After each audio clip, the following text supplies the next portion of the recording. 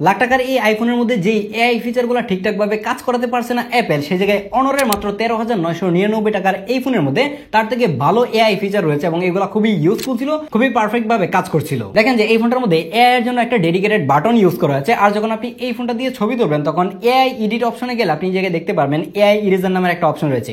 AI ইরেজারে ঢোকার পর আরো অনেকগুলো অপশন পেয়ে যাবেন যেগুলো অটোমেটিকলি কাজ করে। ছবি থেকে আপনি কোনো কিছু রিমুভ করতে চাইলে এটা নিজে থেকে অটোমেটিকলি ডিটেক্ট করে কিন্তু সে রিমুভ করে দিবে। তারপর যদি আপনার কাছে এরকম কোনো পিকচার থাকে যেটার কোয়ালিটি অনেক বেশি খারাপ অথবা 20 বছর কিংবা 30 বছর আগের পুরাতন কোনো ছবি, সেটার ইমেজ আপনি চাইলে কিন্তু কোয়ালিটি এনহ্যান্স করতে পারবেন এআই আপস্কেলের মাধ্যমে। অনর X6C এই ফোনটা কিন্তু অফিসিয়ালি 14,999 টাকায় পাওয়া যাচ্ছে এবং এর সাথে একটা 1000 টাকা দামে TWS গিফট করা হচ্ছে। তার মানে আলটিমেটলি এটার প্রাইস পড়তেছে হচ্ছে 13,999 টাকা এবং 13,999 টাকায় 6/128GB ভেরিয়েন্ট পাওয়া যাচ্ছে এবং এই বাজেটে আমার কাছে একটা বেস্ট ডিভাইস মনে হয়েছে এই অনর X6C। এটাতে মেইন ক্যামেরা হিসেবে ইউজ করা হয়েছে 50 মেগাপিক্সেলের একটা ক্যামেরা, যেটা দিয়ে আপনি অনেক সুন্দর সুন্দর ছবি তুলতে পারবেন এবং ছবিগুলো আমার কাছে বাজেট অনুযায়ী ভালোই লেগেছে। তার পাশাপাশি এর ফ্রন্টে ইউজ করা হয়েছে একটা 5 মেগাপিক্সেলের ক্যামেরা, আর এটাতে প্রসেসর হিসেবে ইউজ করা হয়েছে MediaTek Helio G81 Ultra SoC, যেটার পারফরমেন্সও ভালোই ছিল এবং বাজেট অনুযায়ী আমার কাছে ভালোই লেগেছে।